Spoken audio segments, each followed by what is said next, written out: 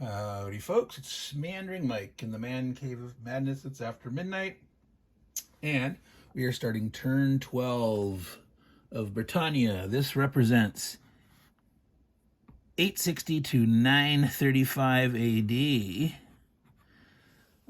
The first thing that we need to do is determine king. There can be a king. If no king is determined, then they vote for Bretwald as normally.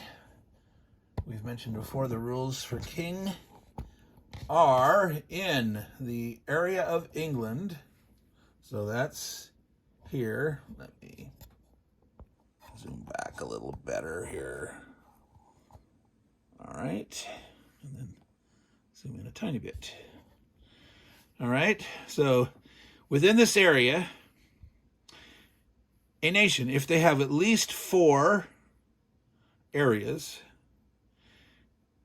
and they equal or exceed the nearest most populous neighbor by double, then they can be king. So, in this case, the Saxons have 8 areas. As long as all the nations have 4 or less, other than them, they can be king. We happen to have the Utes have 3. The Angles have 3. The Brigantes have 3 in England. They have 5, but that doesn't count. So within England, 3.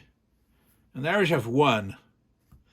So because most of the territory and two territories are unoccupied, no one has, say, 5 territories. If the Angles had all these territories and had 5, or the Brigantes had 5, then the Saxons with 8 territories could not be king. But 8 versus 3 as the nearest other kingdoms, other countries, other nations, they get to be king.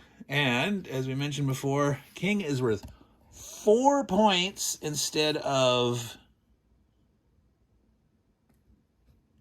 just 2, and they get a bonus army. Okay? Now, I think they get to place it right away. At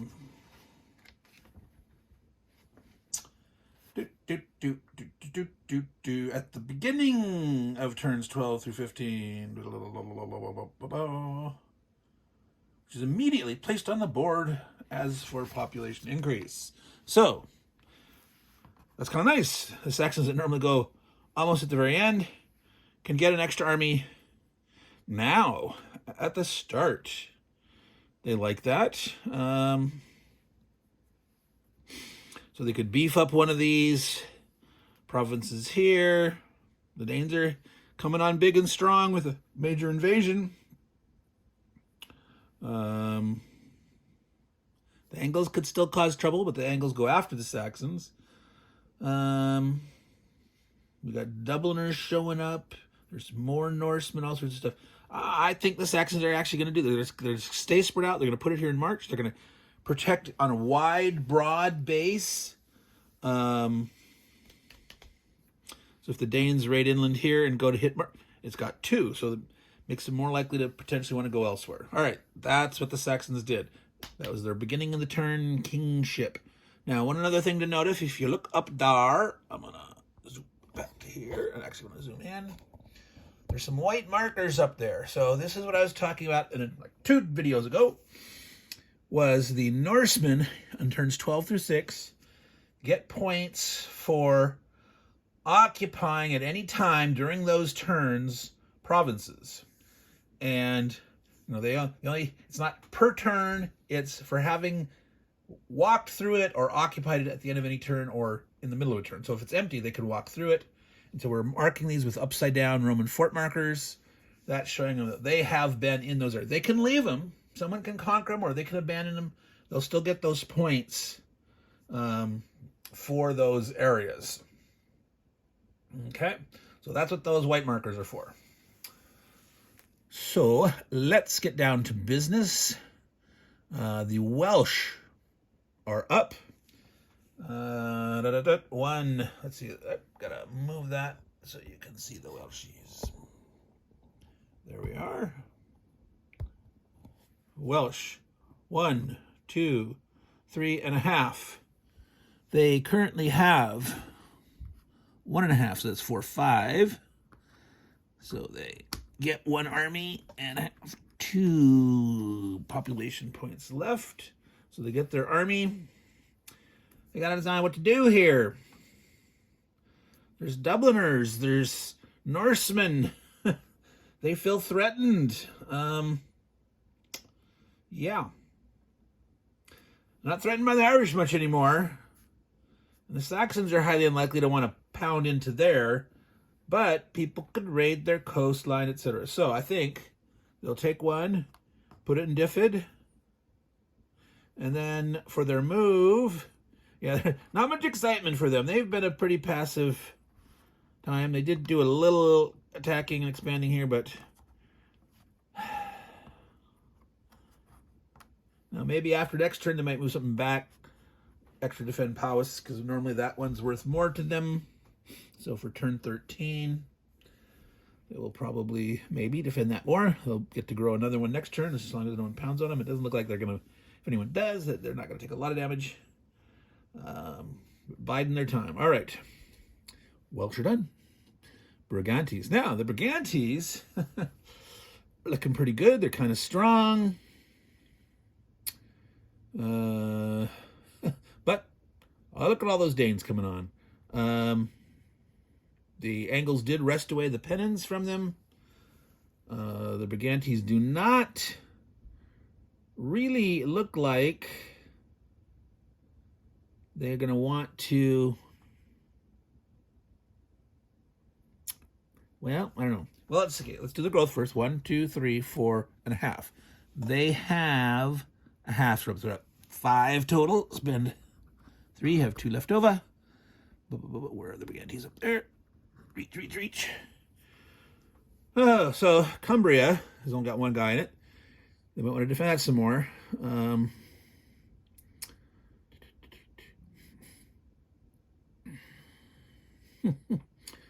they want to stay in Dunedin? Do they want to bug out of there? Do they want to...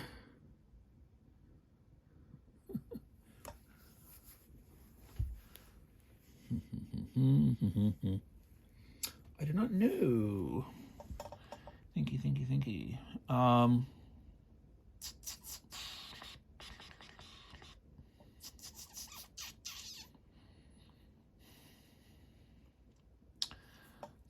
3, getting close to their max size.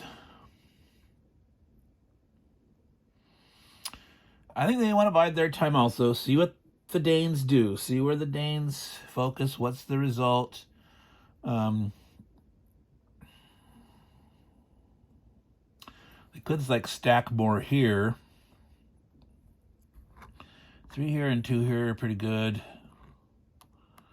They go, now I want a lot more on Strathclyde. Turn 13. What is their scoring potential for... Whoa, Strathclyde, can you see that there? Is worth 5. And each other is 1. Strathclyde is worth 5. I think they're going to say, yeah, let's put 4 dudes there. Overstack that puppy. They're not overstacked anywhere else. Oh,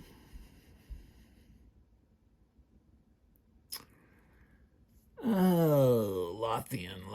Yes, for them it's worth just a point now. Just a point for any of the other ones. But who else might want what? With the pressures of the Norsemen can potentially move elsewhere. Their buddies, the Norsemen, do they get any points for Dunedin?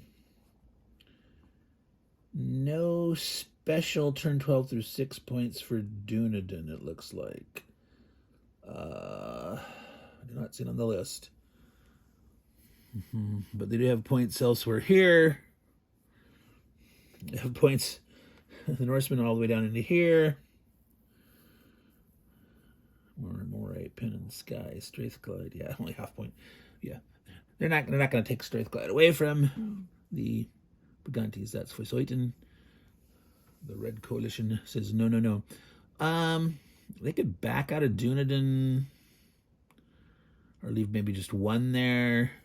They could do a little shuffle, get 2 in Cumbria.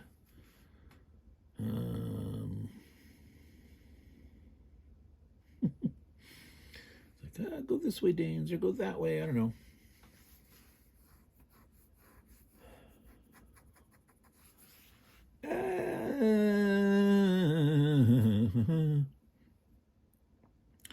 Red is ahead of purple. Now, obviously, the green wants to hopefully surpass red, but they have to at least surpass everyone else. They were the bottom scorer, right? Yeah. So they have to catch up first to the blue, and then the greens. I mean, they are the greens. First the blue, then the purples, and then.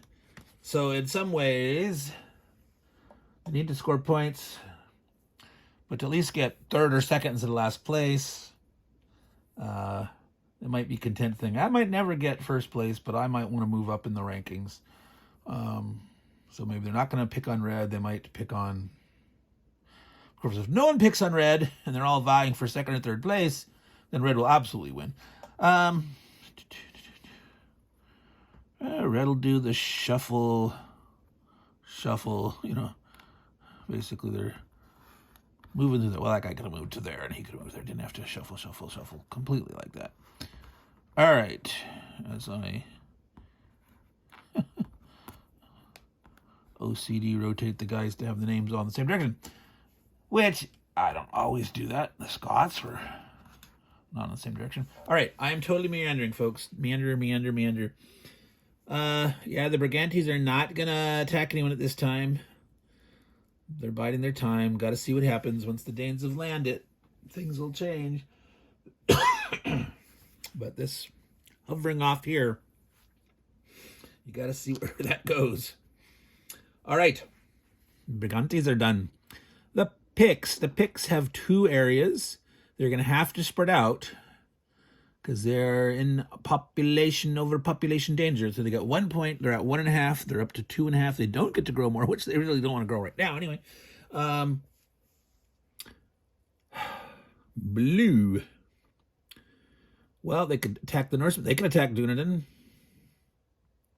I'd say, well, thank you, good Brigantes. Let me attack you there.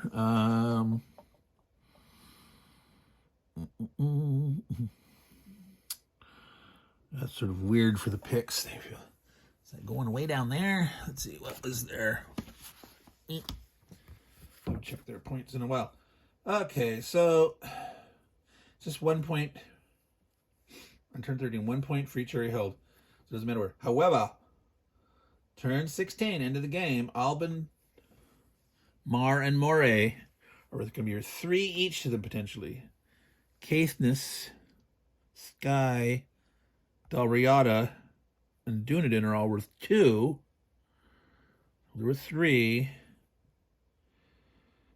Galloway, Hebrides, Lothian. So technically some 1-pointers, but 3s and 2s. So as much of that as that they can own, more likely they'll be left in some of it. So I don't know. Maybe they want to try to get Mar. Maybe they want to go over. Well, the thing is, see here. They could give up Skye, let them go this way. I don't know. I think Dunedin is potentially worth 2 of them, but it's much harder to hold by the end of the game. But they could potentially grow more. But they're going to grow one next one. As long as they have at least 1 territory alive, they will grow a population. Oh.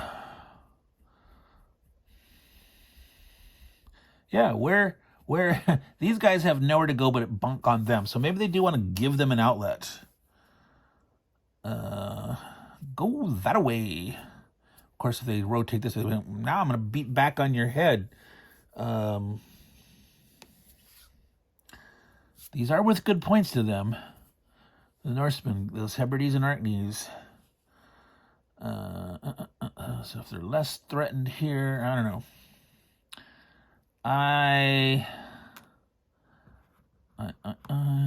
Overpopulation. If they don't win, they're gonna. All right, let's do that.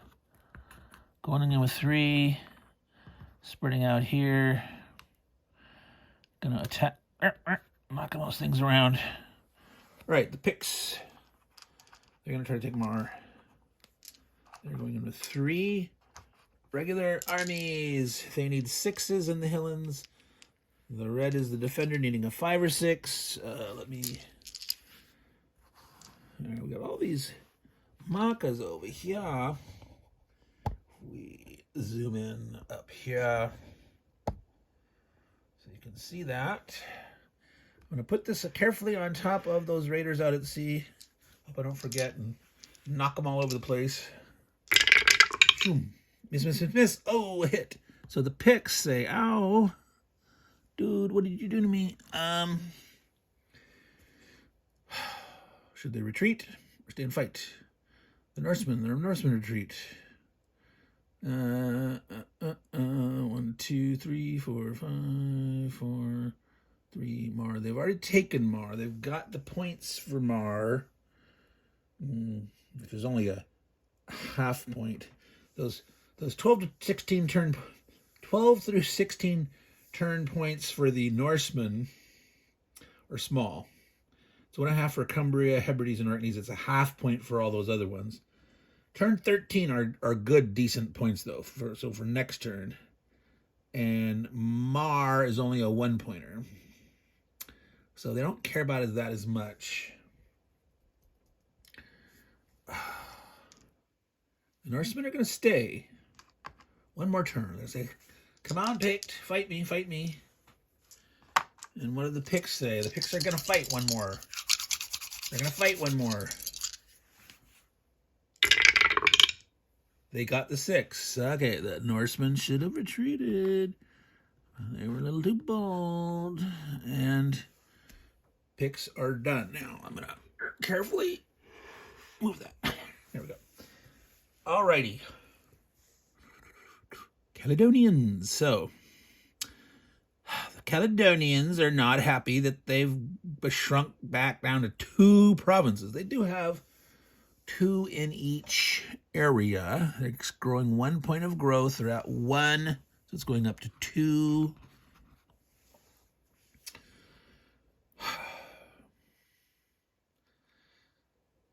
They don't want to attack yet. I think they want to see where